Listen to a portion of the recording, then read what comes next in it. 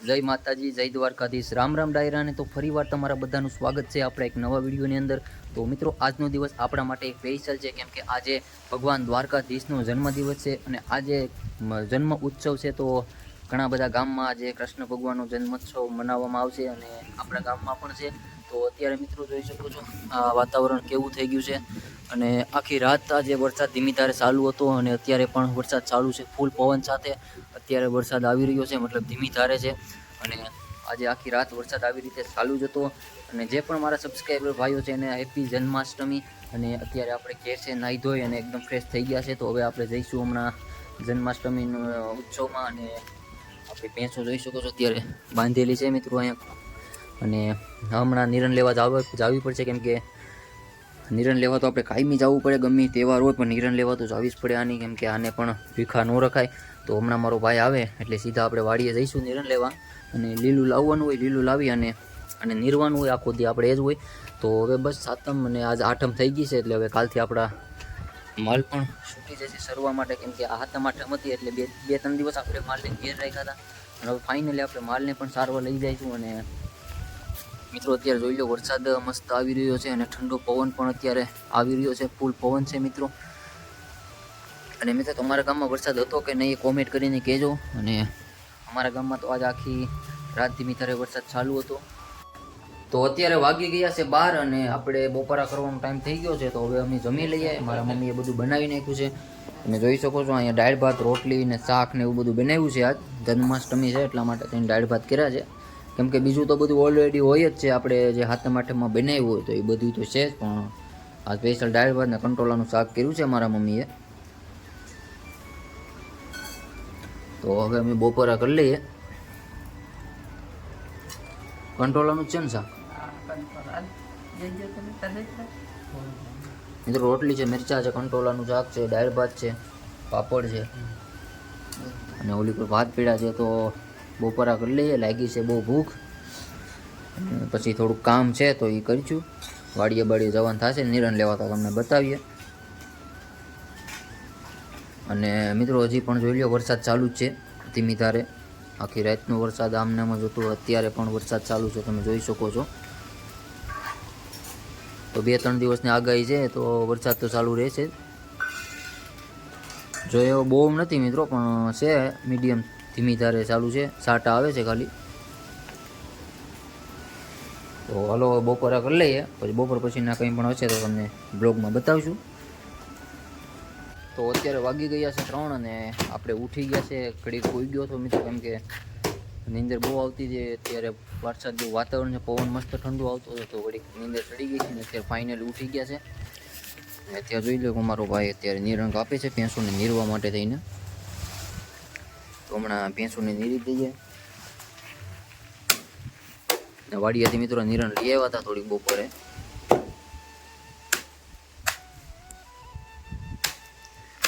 હમણાં કપાઈ જાય એટલે સીધું નીરવાનું. ભેંસો 1-2 નિરણ કરી લે એટલે હાંજ પડી જાય મિત્રો, પછી હાંજ એક નિરણ કરી દેવાની રાતની.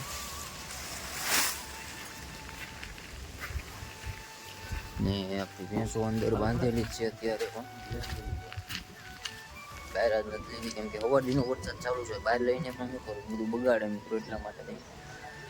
અને જો મિત્રો સાણ ભેરી છે આખી બધી, કેમ કે અંદર બાંધેલી છે. અને હવે કાલથી આપણી ભેંસો પણ છૂટી જશે.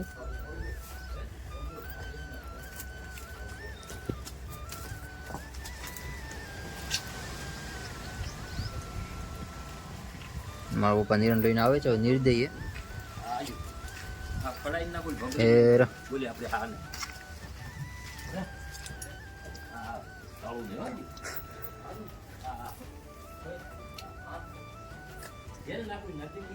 ટોપલ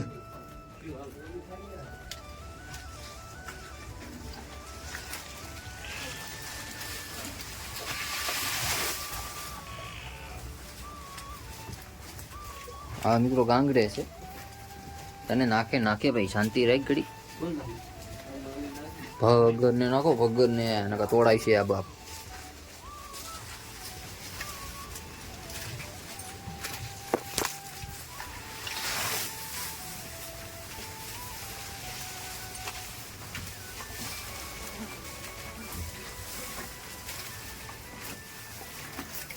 ફેર મારતી ને માથું અહીં છે.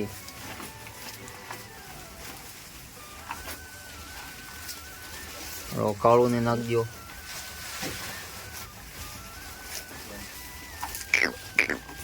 અગર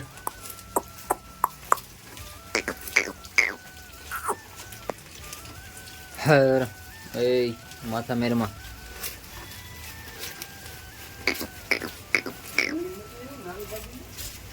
આને નાખો ના ને આમ જોઈશ મારી.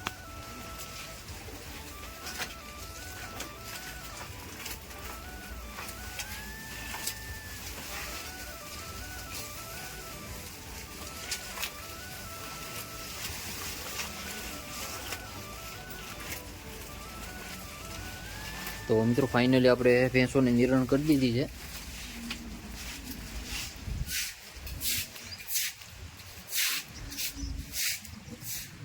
અત્યારે મિત્રો વાતાવરણ જોઈ શકો છો તમે. પવન મિત્રો બહુ આવી રહ્યો છે અત્યારે. પવનમાં કાંઈ ઘટે નહીં મિત્રો, એક નંબર ઠંડો પવન આવે છે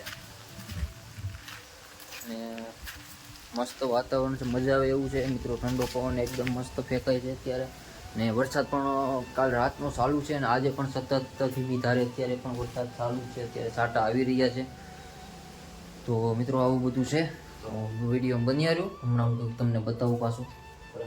તો મિત્રો અત્યારે વાતાવરણ બહુ મસ્ત છે, એટલા માટે આપણે બહાર નીકળ્યા છે અને તળાવે આવ્યા છે ઘડીક સાપરી બેઠવા માટે.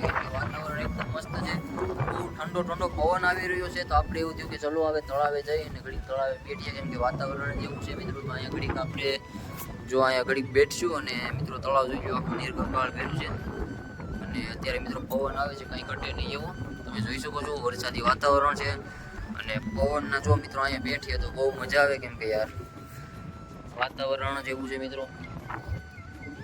ને મિત્રો આ જો ગાય છે, આ ગાયો બધી અહીંયા સરે છે, ગૌશાળાની ગાયું છે ને તમે જોઈ શકો છો. અત્યારે પવન મસ્ત આવે છે, કાંઈ ઘટે નહીં એવું. તો વિડીયોમાં બન્યા રહેજો મિત્રો. હું ઘડીક અહીંયા બેઠું ને એના પછી આપણે બ્લોગ કન્ટિન્યુ કરીએ.